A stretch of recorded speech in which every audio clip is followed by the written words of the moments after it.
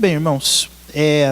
Nós vamos abrir agora as nossas Bíblias. Na primeira carta de Pedro, nós estamos no capítulo 2. Fizemos a leitura aqui dos versículos de 1 a 10 na semana passada, mas nós fomos apenas até o versículo 3, dada a dimensão do conteúdo que nós temos aqui. Nós queremos hoje avançar a partir do versículo 4, indo até onde nos for possível, e o texto de Isaías que nós lemos será um texto que vai nos ajudar em relação ao significado que está aqui também contido. Então eu gostaria de fazer o seguinte, ler novamente os versículos de 1 a 10 do capítulo 2, e depois dessa leitura nós vamos então dar sequência ao nosso estudo. Primeira carta de Pedro, capítulo 2, versículos de 1 a 10. Diz assim a palavra do Senhor: despojando-vos, portanto, de toda maldade e dolo, de hipocrisias e invejas, e de toda sorte de maledicências, desejai ardentemente, como crianças recém-nascidas, o genuíno leite espiritual, para que por ele vos seja dado crescimento para a salvação, se é que já tendes a experiência de que o Senhor é bondoso. Chegando-vos para ele, a pedra que vive, rejeitada sim pelos homens, mas para com Deus eleita e preciosa, também vós mesmos, como pedras que vivem, sois edificados casa espiritual para serdes sacerdócio santo, a fim de oferecer de sacrifícios espirituais agradáveis a Deus por intermédio de Jesus Cristo. Pois isso está na Escritura: eis que ponho em Sião uma pedra angular, eleita e preciosa, e quem nela crer não será, de modo algum, envergonhado. Para vós outros, portanto, os que credes, é a preciosidade, mas para os descrentes, a pedra que os construtores rejeitaram, essa veio a ser a principal pedra angular, e pedra de tropeço e rocha de ofensa. São estes os que tropeçam na palavra, sendo desobedientes para o que também foram postos. Vós, porém, sois raça eleita, sacerdócio real, nação santa, povo de propriedade exclusiva de Deus, a fim de proclamardes as virtudes daquele que vos chamou das trevas para a sua maravilhosa luz. Vós sim, que antes não erais povo, mas agora sois povo de Deus, que não tinhas alcançado misericórdia, mas agora alcançastes misericórdia. Muito bem. Irmãos, eu resisto muito em alguns textos de delongar mais tempo, principalmente se não for o texto que nós estamos nos propondo a expor. O texto de Isaías que nós lemos é bastante rico, não só em detalhes, mas também em conceitos teológicos da mais alta importância, principalmente ao longo do texto da Bíblia. Mas o que eu quero fazer com você agora? Eu quero identificar com vocês algumas coisas que temos aqui em Pedro, porque Pedro está citando Isaías, né? Nós temos aqui algumas citações de alguns textos, principalmente no versículo 6, que é Isaías 28, e depois você vai ter no versículo 8, Isaías 8, 14 e 15 sendo citado. Isaías é importante para Pedro desenvolver essa ideia que ele está defendendo aqui. E para que ele pudesse desenvolver essa ideia, nós temos algumas coisas a falar, a pontuar, para depois a gente ir para Isaías e depois voltar para cá com o significado, ok? Eu vou fazer isso então nessa primeira parte do estudo, e se por acaso essa primeira parte se delongar e acabar se tornando todas as partes do estudo, a gente retoma na semana que vem. Mas, de imediato, irmãos, notemos aqui que quando Pedro está falando a respeito de leite espiritual, de desejo por Deus, ele sabe que isso não é para todas as pessoas. Pedro tem essa dimensão e essa consciência porque ele está trabalhando com um povo que sabe o que é sofrer por causa de assumir para si mesmo a opinião correta, que é a opinião ligada à verdade de Deus, que é imutável ao longo dos séculos. Se você deseja a verdade, você abraça a cruz, você corre em direção a ela e fica ali abraçado, de forma que ela vai moldando todos os aspectos da sua vida, principalmente aqueles que têm a ver com a esperança. Nós não estamos esperando nada deste mundo, mas os nossos olhares estão cada vez mais voltados para a glória por vir. E isso tem que impacto dentro da sociedade, principalmente a sociedade onde nós estamos inseridos. O versículo 1 dá o começo desse caminho. O versículo 1 que nós temos aqui diante de nós diz que nós temos que nos despojar de toda maldade e dolo, de hipocrisias e invejas, de toda sorte de maledicências. Por quê? Porque nós estamos desejando o genuíno leite espiritual. Pedro sabe que isso não é para todas as pessoas. E como que eu vou provar isso no texto para você? Veja, por exemplo, a condicional de Pedro no versículo 3, que foi o ponto que a gente debateu longamente semana passada, e agora introduzindo a parte de hoje do versículo 4. Então veja, quem é que pode desejar o genuíno leite espiritual como uma criança recém-nascida? Primeiro, só aquele que tem a experiência que o Senhor é bondoso. Versículo 3. Isso aqui nos lembra diretamente, como nós já falamos na semana passada, do Salmo 34, né? Provai e vede que o Senhor é bom. Então, nós temos aqui a Pedro colocando como algo fundamental para que nós desejemos ardentemente o leite espiritual, a experiência de que o Senhor é bondoso.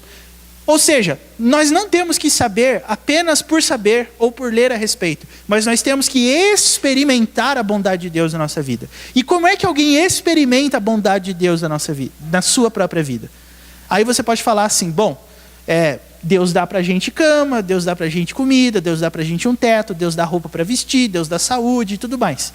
Essa definição tem dois problemas básicos, na minha opinião. Por quê?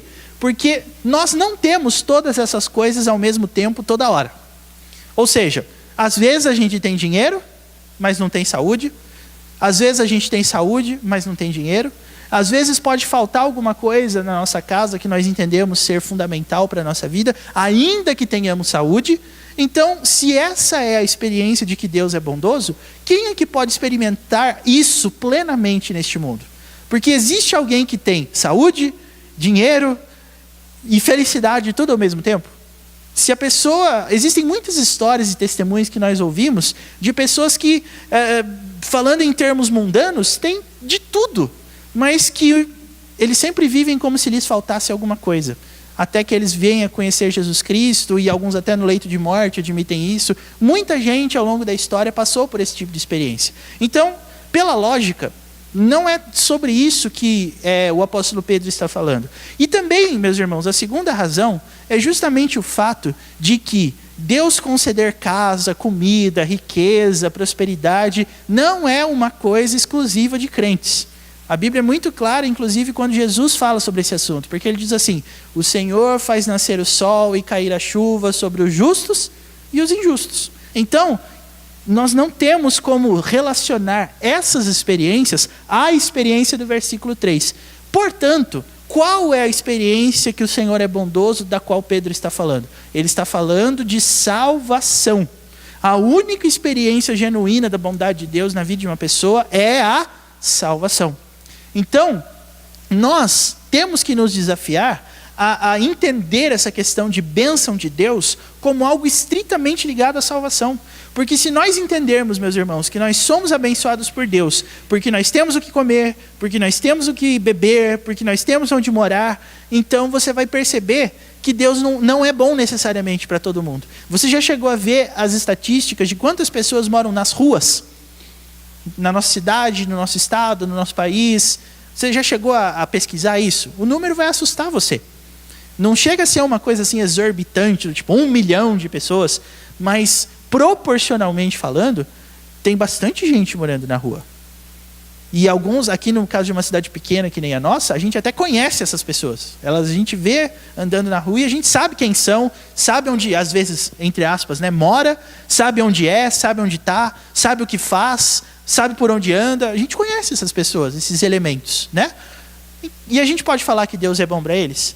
Se a bondade de Deus é cama, é riqueza, é comida, eu acho que isso vai dificultar um pouco a nossa análise. Agora, meus irmãos, a bênção da salvação é uma bênção que está ligada justamente a esse desejo de se despojar de toda maldade, dolo, hipocrisia, inveja, de toda sorte de maledicência. Se a bênção de Deus fosse nos dar dinheiro, eu tenho certeza que pelo menos duas coisas iam acontecer.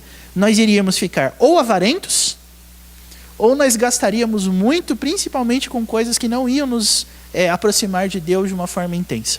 Então, dinheiro na mão faz a gente querer fazer coisas que não, às vezes nem são muito do nosso ritmo, mas só porque a gente tem dinheiro a gente faz. Agora pode, né? Agora a gente consegue, agora a gente se sente bem para isso. Então, meus irmãos, essa experiência é uma experiência de salvação. Aí eu te pergunto, todos serão salvos? Não, né? Acredito que não é necessário nós ficarmos debatendo sobre esse assunto aqui. Para nós é uma convicção, não são todos que serão salvos. Portanto, nós não estamos falando de algo, ok? Que é para todo mundo. Pedro sabe disso. Esse é o primeiro argumento que eu dou. O segundo argumento que eu dou é esse aqui, que está dos versículos de 4 a 8. Mas sintetizando especialmente no versículo 4. Olha só. Chegando-vos para ele a pedra que vive, rejeitada pelos homens. Veja, aqui Pedro está dizendo que Jesus Cristo, a pedra angular, a pedra que foi posta em Sião, em Israel, a fim de poder ser o centro de toda a obra de salvação, é tida como rejeitada. E é por isso que eu li Isaías com vocês. Agora eu queria que vocês voltassem lá para Isaías, para vocês perceberem o quanto isso aqui é algo que o Antigo Testamento também, além do Novo Testamento, defende bastante. Em Isaías 53, a gente percebe que o autor está falando claramente sobre esse assunto e Pedro está retomando isso na sua carta. Muito embora Pedro não tenha citado Isaías 53, mas tenha citado Isaías 28, a ideia é a mesma. E depois isso vai ficar claro como é a mesma. Veja só. Vamos ler aqui, não aleatoriamente, mas direcionadamente, alguns versículos do texto de Isaías 53. Então eu vou pedir para os irmãos me ajudarem aqui. Alguém poderia ler o versículo 3, por favor? Isaías 53, versículo 3.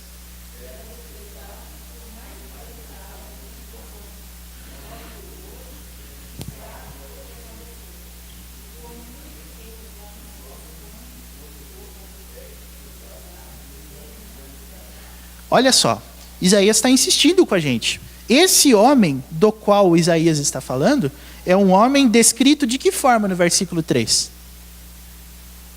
Desprezado. Que mais? O mais rejeitado entre os homens. Ele é descrito também como um homem de dores, não é isso? E que sabe o que é padecer. Veja só, Isaías está sabendo disso. Mas não é só nesse versículo. Veja o versículo 4, finalzinho. E nós o reputávamos por aflito, ferido de Deus e oprimido. Comecinho do versículo 7 agora.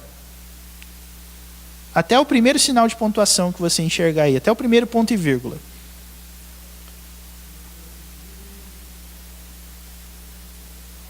Mas não abriu a boca. Veja, ele foi oprimido e humilhado. É o texto dizendo, né? Mas ele não abriu a boca. Ok. O que isso prova para nós, meus irmãos? Isso prova que algumas pessoas olhariam para esse homem, que é descrito como a pedra angular, e o rejeitariam. E por que ele seria rejeitado? Versículo de número 9. Eu queria que uma pessoa lesse para mim, por favor.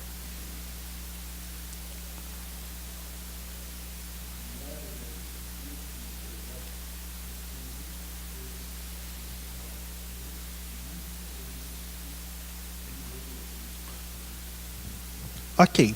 Esse versículo 9 foi lido, meus irmãos, para que a gente pudesse chegar a uma conclusão. Por que esse homem era desprezado, era oprimido, era ferido e todas as coisas que o texto está dizendo? É porque ele cometeu algum pecado? O versículo 9 é muito claro quando ele diz assim: nunca fez injustiça. Aí eu te pergunto, você classificaria esse homem como um homem temente a Deus? O homem revelado em Isaías 53? Vocês entenderam a pergunta que eu fiz? O homem descrito aqui em Isaías 53 como desprezado, oprimido, era um homem temente a Deus? Obviamente que sim, né? A gente sabe, é uma referência a Jesus Cristo. Se alguém aqui não achar, nós temos um problema, né? Mas enfim, Mas como que uma pessoa que nunca, diz o texto, cometeu dolo algum, poderia ser desprezado?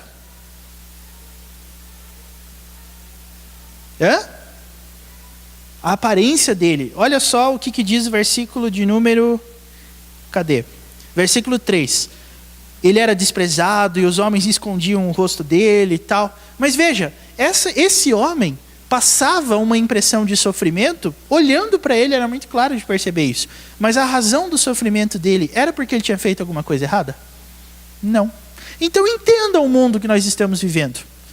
O mundo que Jesus viveu foi um mundo que o crucificou, que o matou e que fez toda sorte de coisas horríveis, até fisicamente, com relação a ele, mas não por causa de pecado, mas por causa de quê?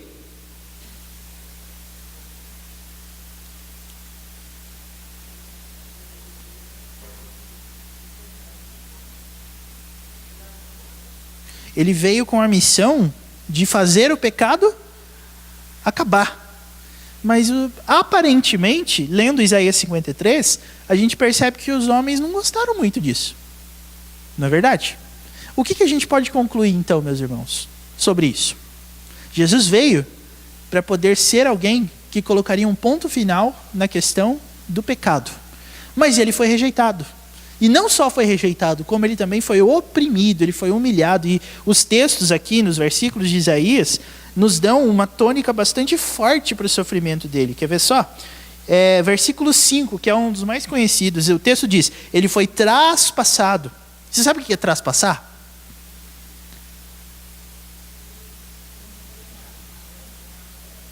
Então, ele foi atravessado. Mais à frente aqui, ele foi traspassado pelas nossas transgressões e o que mais? E moído. Ou seja, nós estamos falando de um sofrimento físico extremamente intenso.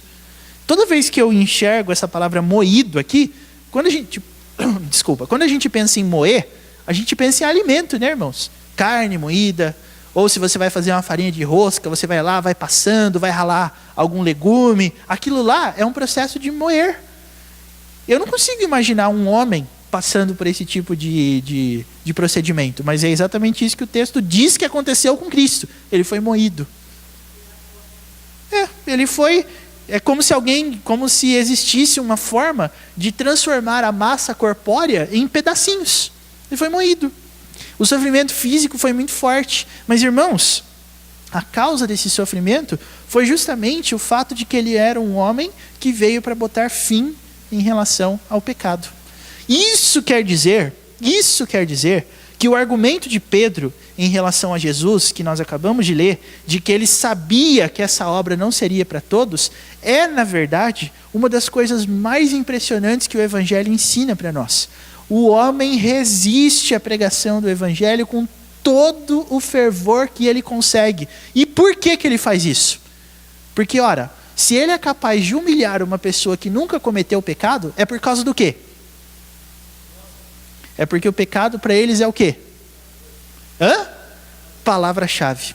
Prazer. Matou. É exatamente isso. Fez um golaço, viu, seu dito? A gente sabe que o prazer do homem natural, sem Deus, é o pecado. E Jesus Cristo, que veio mudar essa situação, foi crucificado. Como uma prova de que o homem não persegue aquele que pratica o mal, mas aquele que pratica o bem. O que nós temos que tirar de conclusão em relação a esse assunto? Antes da gente tirar as conclusões, sobre esse aspecto, irmãos, deu para ficar claro o que nós queremos falar aqui? O que eu queria dizer, com base em Isaías 53, é que quando Pedro está falando sobre essa sede, sobre esse prazer em relação à palavra de Deus, ele sabe que isso não é para todo mundo.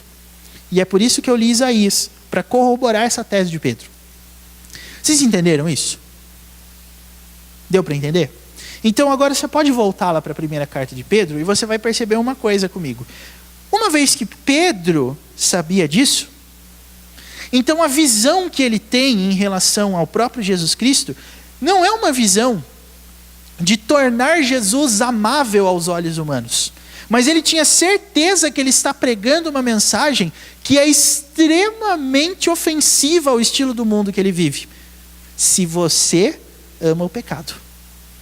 O que Pedro está querendo diferenciar no capítulo 2 é justamente isso. Se você tem prazer na palavra de Deus, se você é uma pessoa que se alegra em se despojar de toda maldade, então você já teve a experiência que o Senhor é bondoso e Jesus não é motivo de vergonha para você. Mas para algumas pessoas, Jesus é motivo de escândalo, Jesus é motivo de vergonha e Jesus é inadmissível em todos os seus termos, tanto na sua obra quanto em relação à sua pessoa. Irmãos, essa é uma realidade que Pedro está dizendo, não tem como escapar. E é essa realidade que nos dá uma prova, uma evidência clara de que a salvação é uma obra sobrenatural, é uma obra soberana de Deus, mas que ao mesmo tempo é uma obra seletiva. Tudo que nós chamamos de igreja não é o que Deus chama de igreja. Tudo que nós chamamos de Deus, às vezes não é. E como que a gente pode ter essa certeza? Algumas pessoas rejeitam a Cristo. Mas por que eu estou dizendo isso? Porque quando a gente pensa em evangelização, quando a gente pensa em apresentar Cristo para as pessoas, nós sempre queremos uma fórmula mágica da gente não mencionar o assunto do pecado. Já repararam nisso? Algumas vezes alguém já perguntou para mim assim, pastor, o senhor tem uma dica para a gente falar de Cristo para as pessoas? É que eu não sei como falar. Não sei se você já se viu nesse lugar, de querer abordar uma pessoa sobre o evangelho e não saber o que dizer para ela.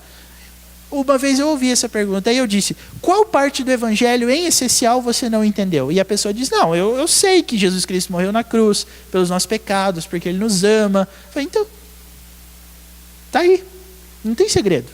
Agora, por que é tão difícil para nós, meus irmãos, falar sobre o pecado? Por que quando a gente apresenta Jesus, a gente dá um jeito de falar para as pessoas que Jesus os ama, mas não falar para elas que Jesus está irado com relação aos pecados?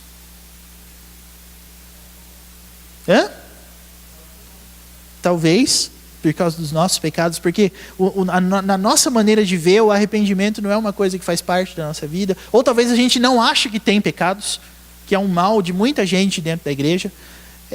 Mas veja, para Pedro, meus irmãos, é um negócio que é citado, mas é citado como um fato. Pedro sabe que para algumas pessoas essa pedra é rejeitada.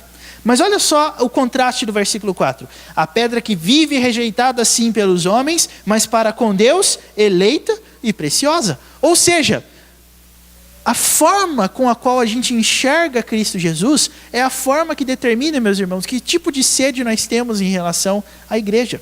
Porque você dizer para mim que você gosta de ir na igreja é um negócio bom, mas não é tudo. Porque nós vamos ter que perguntar o que faz bem dentro da igreja para você. Aí você pode falar um monte de coisa, mas talvez você não diga. É porque na igreja eu tenho a oportunidade de saber mais sobre a minha pecaminosidade que Cristo veio para extirpar da face da terra. Irmãos, essa é a nossa menor preocupação quando a gente fala sobre o evangelho.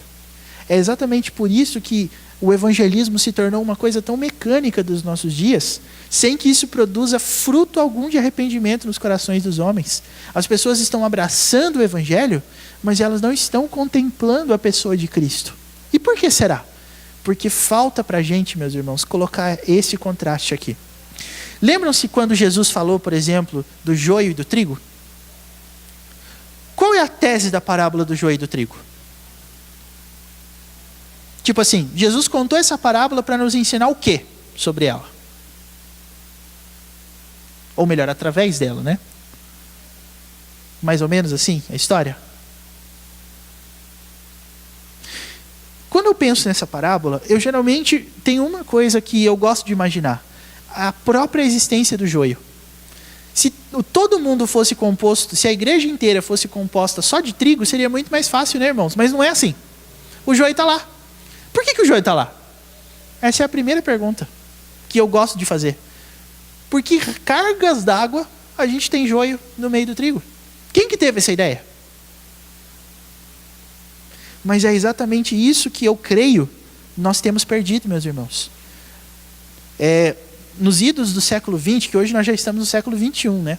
Mas no século XX existia um pregador na Inglaterra, já falecido, chamado Martin Lloyd-Jones. Ele foi o último pastor da abadia de Westminster. é uma das igrejas maiores que tem lá em Londres, que hoje virou uma atração turística, infelizmente. Mas ele costumava pregar e nos seus comentários ele dizia assim: o maior erro dos nossos dias, falando da época dele, mas que também serve para a nossa época, é nós pregarmos como se todos fossem cristãos. Vou repetir. O maior erro da nossa época é acharmos, quando pregamos, que todos são cristãos. Irmãos, a nossa tese é uma tese muito frágil, porque a gente chama as pessoas de cristãos, sem que elas mesmas tenham convicção disso, e sem que esse contraste em relação à própria pessoa e à obra de Cristo seja plenamente compreendida por elas. Isso é um problema. Nós não podemos pensar assim. E aí é que vem o segundo ponto da parábola do joio e do trigo. Porque agora que você sabe que o joio existe, o que você vai fazer? Os empregados lá daquele campo da história falaram assim: Senhor, o Senhor quer que a gente vá lá na plantação e retire o joio então? E o que o Senhor diz? Não, porque na hora que vocês arrancarem o joio, é bem provável que vocês arranquem o trigo também. Então, qual é a recomendação? Espera a colheita, porque nessa hora nós vamos saber onde está o joio e onde está o trigo. O Senhor do campo vai cuidar de separar um do outro. Então, meus irmãos, a ideia por trás dessa parábola, na minha visão, é dupla. Primeiro, é alertar você de que nem tudo que você vê à sua volta é trigo. E a segunda coisa, não é que você vai sair por aí com uma lanterninha ou com alguma coisa, com instrumentos aí de fazenda, né, de plantação, de colheita, para você mesmo tirar o joio. Mas é você avisar as pessoas: o Senhor da seara vem aí. Quando Ele vier, Ele vai separar. Nós estamos perdendo essa visão, meus irmãos. A igreja, o prédio, eu estou falando assim, acabou virando quase como se fosse uma grande bolha, um grande portal. A partir do momento que você entrou aqui dentro, você, magicamente se tornou uma pessoa salva, convertida. E tudo está certo na sua vida. Não é assim que funciona. Pedro sabia disso. E ele sabia tanto disso, que ele diz aí no versículo 5: também vós mesmos, como pedras que vivem, sois edificados casa espiritual, para ser de sacerdócio santo, a fim de oferecer de sacrifícios espirituais agradáveis a Deus, por intermédio de Jesus Cristo. Começando a análise lógica desse versículo 5. Veja, só é possível oferecer sacrifícios a Deus por meio de Jesus Cristo. E se só é possível oferecer sacrifícios agradáveis a Deus por meio de Jesus Cristo, isso significa que eu já deveria ter recebido. Porque sem Jesus Cristo, qualquer coisa que eu ofereça, Deus vai rejeitar. E se Deus vai rejeitar, é porque Ele enxerga na minha obra, é porque Ele enxerga no meu sacrifício elementos dos quais eu devo me despojar, conforme diz o versículo 1. É bem provável que nem todas as coisas que eu ofereça para Deus sejam coisas que fluem de um coração verdadeiramente grato, mas seja para que eu mantenha uma imagem, seja para que eu mantenha uma pose, seja para que as pessoas desenvolvam opiniões sobre mim que não necessariamente são verdadeiras, baseado naquilo que eu ofereço. Irmãos, Pedro vai pelo sentido oposto, porque ele diz que o sacrifício que é agradável a Deus é só aquele feito por meio de Jesus Cristo. Ou seja, ele está encerrando a seguinte discussão: o que eu posso fazer para agradar a Deus? Você não pode fazer nada. A única coisa que você pode fazer é oferecer tudo o que você oferece por intermédio de Cristo. Ou seja, todos os seus sacrifícios têm que estar carregados de uma consciência do pecado. E isso também, eu sei que a gente já voltou para Pedro, mas em Isaías isso está claro também, em Isaías 53. Você não precisa abrir lá não, mas depois lá na sua casa, quando você estiver lendo com mais tempo, ou se você quiser logo após aí alguns momentos voltar para lá, você vai perceber que em Isaías 53, o instrumento da justificação, olha só qual que é. Em Isaías 53, versículo 11, é uma tese, meus irmãos, que corrobora exatamente com o que nós estamos falando aqui. Isaías 53, 11 está relacionado com 1 de Pedro 2,5 do seguinte modo. Isaías 53, 11 diz assim: ele verá o fruto do penoso trabalho de sua alma e ficará satisfeito. O meu servo, o justo, com o seu conhecimento justificará a muitos, porque as iniquidades deles levará sobre si. Aí eu queria que você pensasse um pouquinho. No Antigo Testamento, Antes da vinda de Cristo, séculos antes de Cristo vir, a obra de Cristo era uma obra que já estava sendo apresentada como algo racional. O texto diz: o meu servo, o justo, que sofreria todo esse monte de coisa, vai justificar muitos com o seu conhecimento. Pare um pouquinho e pergunte para o texto: o que o Isaías está querendo dizer com isso? Ele podia ter usado qualquer outra palavra, mas ele usou conhecimento. Conhecimento de quê? Mas para a gente deixar específico e não genérico demais esse conhecimento de Deus, como é que a gente sabe quem tem conhecimento de Deus mesmo? Porque a frase que você mais ouve por aí é: mas eu acredito em Deus. E como é que a gente vive o que fala? Você sabe que eu provoco, né? Como é que a gente vive o que fala? E como que a gente faz isso? Acabou. Não existe forma de nós concebermos o sacrifício de Cristo, meus irmãos, sem entender o porquê que ele veio. E ele veio para quê? O texto de Isaías 53 é insistente em falar que ele sofreu, mas que a causa desse sofrimento foi o quê? As transgressões. Ele foi moído pelas nossas transgressões. O castigo que nos traz a paz estava sobre ele. Pelas suas pisaduras fomos sarados. Entenda, esse tipo de conhecimento, meus irmãos, é um conhecimento que, teologicamente falando, tem livros enormes que vocês não têm ideia de quantos capítulos são dedicados para esse assunto. Por quê? Porque Jesus Cristo conheceu o pecado. Não é uma pergunta fácil essa. Jesus Cristo conheceu o pecado? A resposta que é melhor dada nesse ponto é: depende. Mas depende do quê? Jesus Cristo conheceu o pecado num aspecto prático, de tê-lo praticado? Não. Mas Jesus Cristo conheceu o pecado? Sim, ele os carregou. Ele sabia por que ele estava morrendo na cruz. Ele sabia tudo o que estava acontecendo. Ele sabia o motivo da sua vinda. Ele sabia o porquê da morte, porque o salário do pecado é a morte. Jesus sabia de tudo isso. Então Jesus conheceu o pecado? Em alguns textos a Bíblia vai dizer que sim. Em alguns textos a Bíblia vai dizer que não. Mas é exatamente por causa dessa diferença que nós temos que fazer. Jesus Cristo conheceu o pecado porque ele praticou? Não. Jesus Cristo conheceu o pecado porque ele os carregou? Sim. Então é exatamente isso, meus irmãos, que tem que nortear a nossa busca.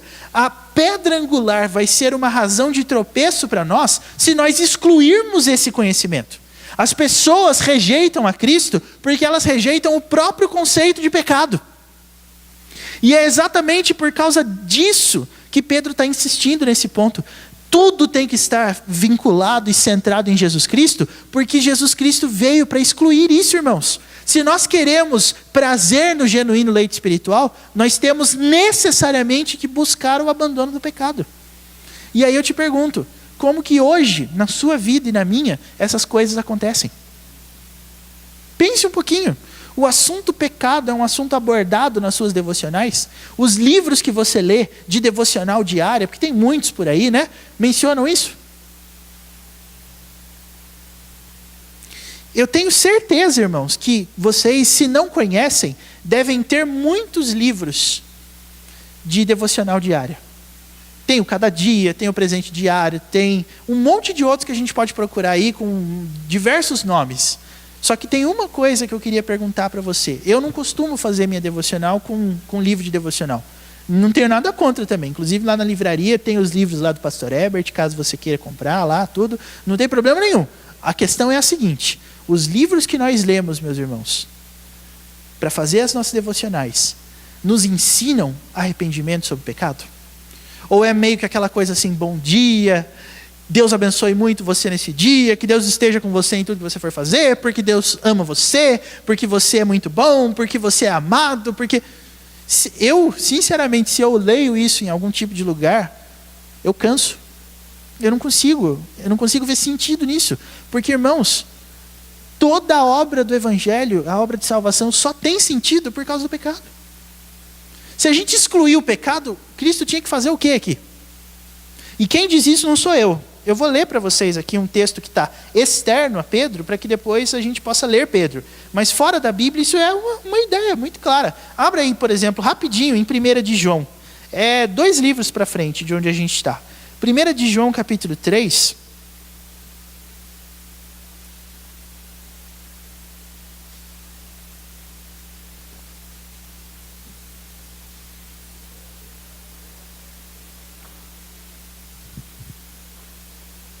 Se você me perguntar, esse é um dos capítulos que eu mais gosto na Bíblia, 1 de João 3. Nossa, maravilhoso.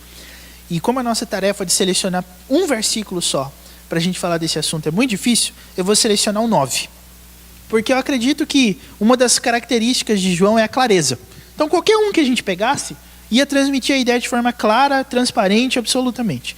Mas veja o que diz o versículo 9. Alguém podia ler para a gente, por favor?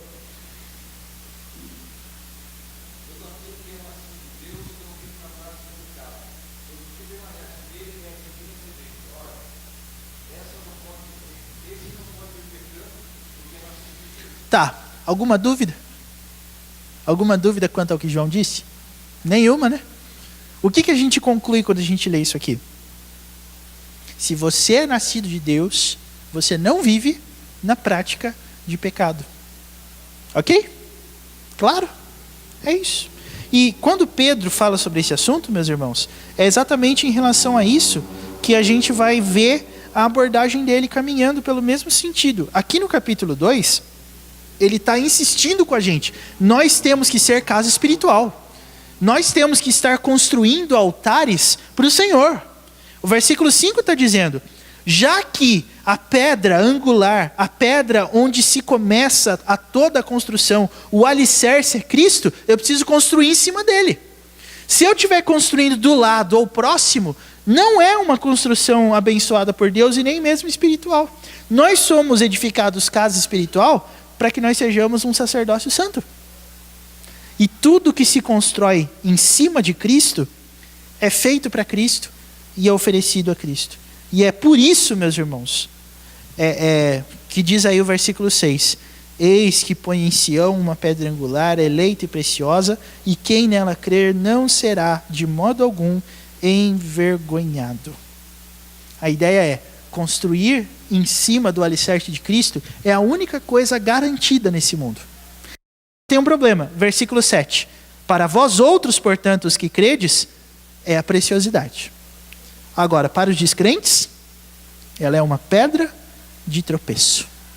A gente não pode esquecer disso. Se a pessoa de Cristo é rejeitada na sua essência e na sua obra, principalmente em relação à sua obra, por aqueles para quem nós estamos pregando, ali nós temos um exemplo claro de que há necessidade de transformação. Então, nós temos que falar sobre isso na igreja, nós temos que ensinar que essa divisão existe. Para quê? Para que você aí, que está ouvindo, e você que vai ouvir depois na internet, possa perguntar para você mesmo, eu estou construído em cima de Cristo ou não? E não é para você, ou eu, ou qualquer pessoa, ouvir essa pergunta e falar assim, ah, sim? Ou não? Mas é para que você analise tudo isso diariamente através dos frutos que essa comunhão, pretensa comunhão, pelo menos em tese, tem dado a você. Essa é a ideia. A Escritura quer, meus irmãos, que nós tenhamos esse desafio. Eu não posso falar se você é salvo ou não, porque eu não sou papa. Eu sempre digo isso. Não é minha função chegar para você e falar assim, você é salvo ou você não é salvo. Mas é minha função como pregador da palavra perguntar para você quais são as suas bases para você dizer que sim ou que não. E é exatamente isso que eu estou querendo perguntar para você. E é exatamente isso que eu estou querendo desafiar, não só você e não só a gente que está aqui hoje, mas a igreja inteira a pensar. Nós estamos construídos em cima de Cristo, meus irmãos. Nós desejamos a Cristo, nós já experimentamos a bondade de Deus na nossa vida pela salvação? Se sim, então necessariamente o abandono do pecado é uma realidade que eu experimento todos os dias. Todos os dias. Mas eu não experimento todos os dias. Pois é. Sabe por que não? Meus irmãos, isso é o resquício da nossa humanidade dentro de nós. Isso é o resquício do pecado que habita dentro de nós. O nosso problema é com ele. É ele que nos faz pecar. Quando eu lutar contra ele todos os dias, a influência dele vai sendo diminuída gradativamente. Mas é mais... A gente vai finalizar esse estudo agora falando do versículo 8. O versículo 8 fala daqueles que creem que Jesus Cristo é uma pedra de tropeço, é uma rocha de ofensa. Mas sabe o que é o mais importante? A história que Deus criou é uma história que tem o joio e que tem o trigo. Na nossa opinião, talvez poderia não ter o joio, mas ele tem um papel interessante. Quer ver só? Versículo 8. São estes os que tropeçam na palavra, sendo desobedientes, para o que também foram postos. Grifando esse finalzinho, para o que também foram postos. É plano de Deus que haja joio. Por quê? Para evidenciar que nem todo mundo é. É necessário, meus irmãos, que haja o joio. Para que você e eu tenhamos a consciência de que não são todas as maneiras de viver que existem que estão certas. Algumas estão erradas. Deus criou isso quando ele pensou na igreja. Foi ideia dele. Ele pensou nisso. É por isso que a gente fala que salvação é uma iniciativa soberana. Ele escolhe quem ele quer salvar e ele escolhe os que não querem. E aonde que essas pessoas que não querem salvar vão estar? Fora da igreja? Não. Às vezes dentro. É plano de Deus. E sabe por que é plano de Deus? Para ficar claro, meus irmãos. Claro, transparente para todos nós que as pessoas são diferentes. E que nós temos que aprender onde estão essas diferenças. E nós temos que começar a falar mais disso. Nós temos que começar a nos desafiar mais em relação a isso. Para que nós não vivamos enganados. A promessa, meus irmãos, para quem crer nessa pedra angular, eleita e preciosa, é não ser envergonhado de forma alguma. Ou seja, para que lá na frente, quando o Senhor estiver conosco em corpo, não colocar a gente no lugar inverso ao que a gente esperava estar. Agora, tem pessoas que estão se enganando. E onde essas pessoas estão? Estão dentro. A gente tem que falar sobre isso, porque Pedro está escrevendo para forasteiros. Pedro está escrevendo para aqueles que são peregrinos neste mundo. Mas sabe uma das coisas mais interessantes sobre essa questão da peregrinação? Nem todos estão a caminho do mesmo lugar. Uma das histórias que mais... por exemplo, você sabia que o livro mais vendido no mundo é a Bíblia, né? Você sabia disso, né? Agora, você sabe qual que é o segundo livro mais vendido no mundo? Não. O segundo livro mais vendido no mundo é cristão também. É uma história chamada O Peregrino, escrita por um pastor inglês chamado John Bunyan. Essa é tida como a melhor ilustração da Bíblia que se existe e que não foi feita uma melhor até hoje. Esse é um livro que fala sobre o quê? É uma história de um homem chamado Peregrino que recebe uma carta na casa dele. E a carta dizia assim: fuja da ira que virá. E aí ele sai. E aí ele começa a enxergar que algumas pessoas não estão saindo. E ele conversa com elas. O que está acontecendo? E aí essas pessoas têm nome. E esses nomes, na verdade, são características das pessoas que elas têm. Tipo, tem o obstinado, tem o infiel, tem o que é... Eu esqueci o nome, mas é aquela pessoa que muda de opinião rápido. Eu esqueci o nome dele no livro. Ele vai conhecendo essas pessoas. Até o dia que ele se encontra com a cruz, o fardo das suas costas cai e o nome dele de peregrino muda para cristão. E quando ele está a caminho da cidade celestial, aparecem muitas pessoas querendo demovê-lo. Chega lá, por exemplo, um homem e o convida para a Feira das Vaidades, para que ele fique lá e tal. Gente, é um livro muito bom, tem na internet, domínio público para você ler, pesquisar. Se você quiser comprar também, tem lugares que é muito bom mesmo ler esse livro. E esse livro é a nossa trajetória. Uma das coisas mais interessantes sobre a nossa trajetória é que você não percebe todo mundo indo para o mesmo lugar, nem no mesmo ritmo. Tem umas pessoas que estão com tanta vontade de ir para a cidade celestial que elas estão lá na frente, enquanto tem outras pessoas que estão num passo mais devagar, caminhando mais lentamente, olhando dos lados.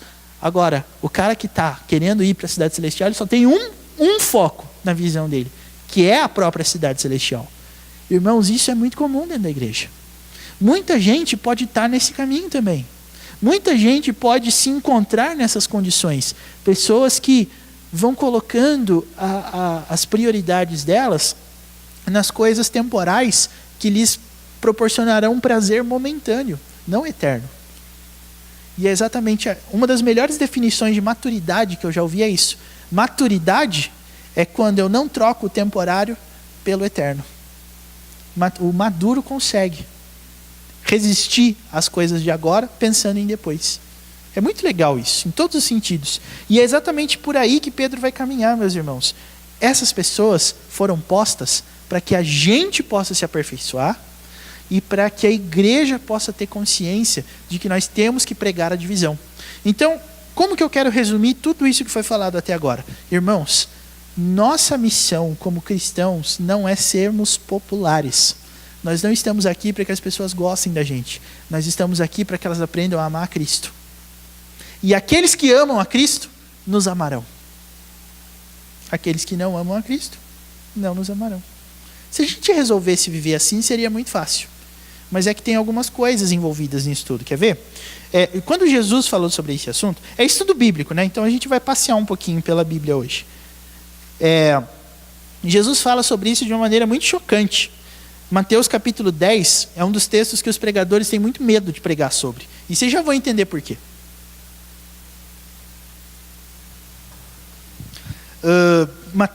Esse texto eu faço questão de não trazer ele projetado, não só citar. Eu quero que você leia ele aí na sua Bíblia junto comigo, para que os seus olhos enxerguem a mesma coisa que os meus olhos estão enxergando.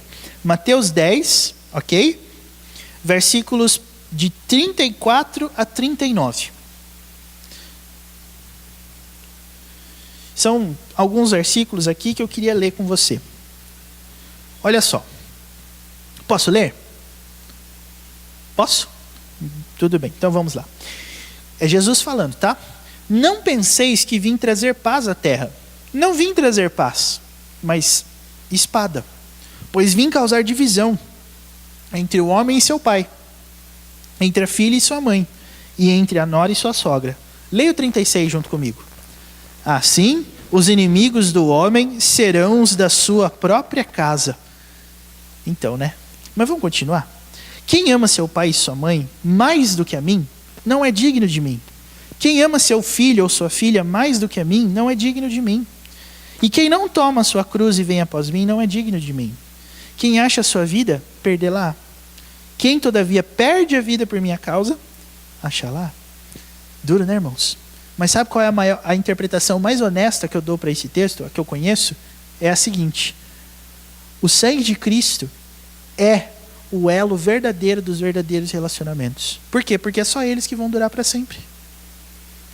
Os relacionamentos temporais, é por isso que eu estou falando para você, e tenho insistido nessa tese já faz 2 domingos. Casamento não é só um homem e uma mulher casando. Casamento é um crente casando com uma crente, porque essa união nunca vai acabar.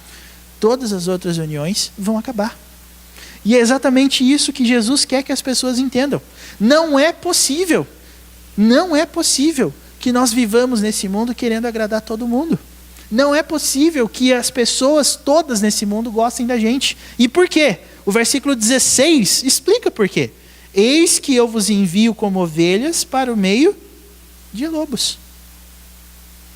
A minha responsabilidade como crente, como membro de uma igreja, não é tornar a minha igreja mais aceitável, mas é tornar o evangelho conhecido. E Deus vai cuidar do resto. Irmãos, vocês já pararam para pensar que muita gente deixou de ser confrontado nesses termos, e hoje, talvez, por ter pais e mães na igreja, são pessoas que aparecem, não sei, a cada 3, 4 meses, e elas acham que elas são salvas? Isso é um problema sério, porque a gente não é acostumado a tratar isso da forma séria. A gente não é acostumado a querer a salvação, a procurar a salvação. E a gente vai entendendo que com o passar do tempo essas coisas aparecem. Por quê? Porque aqueles que se escandalizam com a pedra angular que é Cristo, estão indo junto com a gente, no nosso meio, ouvindo as mesmas coisas, mas se recusando a colocar a sua vida e a sua confiança ali. Nós precisamos falar sobre isso, irmãos. Por quê? Porque um dia o Senhor Jesus vai voltar e Ele vai separar o joio e o trigo. É promessa dele. Ele disse que Ele vai fazer isso. Então, o que nós temos que lembrar é que Ele vai fazer isso. Eu entendo, meus irmãos, que esse texto de Mateus capítulo 10 é o que vai acontecer no dia em que o Senhor Jesus voltar, conforme ele mesmo disse na parábola do joio e do trigo. A grande colheita que está sendo citado lá em Mateus capítulo 13 é isso aqui de Mateus capítulo 10. É isso aqui que vai acontecer. E é por isso que eu quero te perguntar, que eu sempre tô fazendo essa pergunta para você. A gente convive com muita gente. Elas são salvas. Não faz parte da minha competência salvá-las, mas faz parte da minha competência alertá-las. Quando eu tive, juntamente com alguns de vocês, há alguns sábados atrás, lá na casa do seu Chico Veloso, pregando sobre Romanos 8,31, se Deus é por nós, quem será contra nós, né? Aqueles irmãos que estavam lá, talvez se lembrem do que foi dito. E para quem não estava ou não lembra, eu disse o seguinte: Romanos 8,31 não diz que Deus é por todos, mas ele diz assim: se Deus é por nós, quem será contra nós? Se você ler Romanos 8,31 dizendo assim, bom, Deus está a meu favor, pisa no freio um pouquinho, calma. Se Deus é por nós, quem será contra nós? O que o texto está colocando é uma condicional. Ninguém será contra você se Deus for a seu favor. Como é que você sabe que Deus está a seu favor? Porque esse, meus irmãos, é o teste derradeiro com relação a onde nós colocamos a nossa segurança. É bem provável que se eu perguntasse isso para você, como é que você sabe que Deus é por você? Você vai falar assim, porque eu o sirvo já faz mais de 20 anos. Não, porque eu sou dizimista. Porque eu ajudo as pessoas, as velhinhas a atravessar a rua, eu dou comida para quem pede na minha casa. A pessoa não consegue falar assim, não, Deus é por mim porque Cristo me salvou. Essa é a primeira coisa que um salvo vai falar. E eu não estou ensinando para você, meus irmãos, a dar uma resposta certa para essa pergunta. Mas eu estou ensinando você a que você mesmo enxergue aonde o seu coração tem descansado quando o assunto é salvação. Pode ser uma base frágil. E Jesus disse que isso é possível de acontecer. Se você constrói a sua casa sobre areia, o que vai acontecer? A casa pode estar construída, mas um dia a casa cai, né? Que virou até gíria do português, né? No inglês não tem, no hebraico e no grego também não tinham, mas no português cai como uma luva, né? Um dia sua casa cai. Mas eu construí. O vento vai bater, a chuva vai cair, e a tempestade vai chegar e a casa vai cair. Então não é o fato de estar construída que garante alguma coisa. Citando o texto que foi citado domingo passado agora, né? Se o Senhor não edificar a casa, em vão trabalham os que edificam. Salmo 127. A gente não pode se esquecer disso, irmãos. E é exatamente por aí que Pedro está caminhando. Eu quis terminar hoje fazendo essas afirmações para você, porque os versículos 9 e 10 vão ser o contraste. E esses versículos 9 e 10 serão abordados semana passada para a gente não se delongar muito hoje.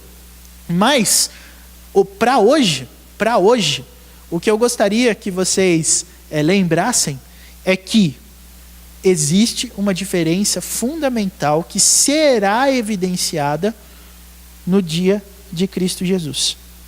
Essa diferença vai ser evidenciada. Qual dos dois lados, meus irmãos, é o lado que a gente está? E não é para você falar assim, eu acho que eu estou do lado da rocha. Não, pera. O que faz você pensar que você está do lado certo? É Cristo, é a obra de Cristo, é a manifestação visível da salvação de Cristo na sua vida através dos frutos de arrependimento? Ou é qualquer outra coisa que você imaginar? Então, irmãos, que nós tenhamos um pensamento muito firme nisso, porque imagine, é por isso que a palavra de Deus diz que é sobre quem ensina que vai vir mais peso. Que ensinar, falar da palavra de Deus é um negócio sério. Imagina, lá no dia do juízo final, isso não vai acontecer, mas digamos que um dia que fosse possível uma pessoa ser enganada a tal ponto de quando Cristo voltar, ela está chegando lá para ir lá, aí de repente o portão fecha, pá! E ela fala assim, mas falaram que eu ia entrar, o que está acontecendo que meu nome não está nesse livro da vida aí? Não está. Aí a pessoa pode olhar para quem fala, mas você não falou que eu estava salvo? Por que eu estou do lado de fora? Irmãos, essa é uma cena que, creiam, não vai acontecer. A Bíblia não diz que vai acontecer em lugar nenhum, porque Todos vão saber até lá. E a prova é: Jesus Cristo é escândalo ou Jesus Cristo é a fundação de toda a construção que eu faço para Deus? Porque se não for, um dia a casa cai. Não se esqueçam. Deus nos ajude e nos abençoe. Alguma dúvida, consideração ou acréscimo que vocês gostariam de contribuição aí, alguma coisa que possa nos ajudar mais para frente? Se alguém quiser falar.